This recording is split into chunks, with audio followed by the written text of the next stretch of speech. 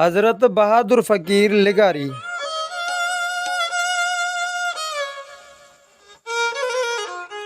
बुज़ुर्ग ऐं शाइर बहादुर फ़कीर लिगारी 1897 ईस्वी दारे ॻोठ कामिल लिगारी तालके शहदादपुर में फ़कीर सावण खान लिगारी जे घर में जनम वरितो।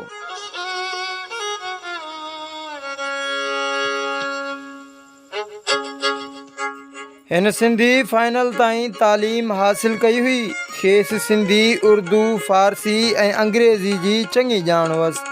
फाइनल पास करण खां पोइ कुझु अरसे ताईं मुख़्तलिफ़ नौकरियूं कयाईं, पर हिन खे कंहिं बि नौकरी में खेसि मज़ो न आयो। रेलवे जी नौकरी बि छॾे ॾिनई ऐं अल्लाह जी यादि में वक़्तु गुज़ारण लॻो।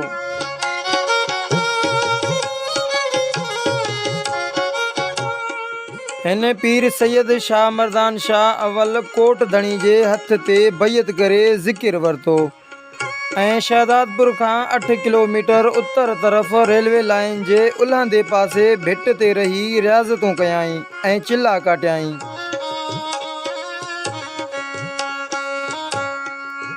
पाण राग ॻाईंदो ऐं शाइरी बि कंदो हो।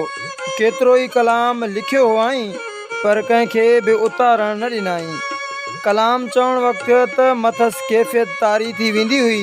हिन 23 सालनि जी जमार में फ़क़ीरी अख़्तियार कई ऐं 34 सालनि जी जमार में 3 जनवरी 1931 ईस्वी ते वफ़ात कई।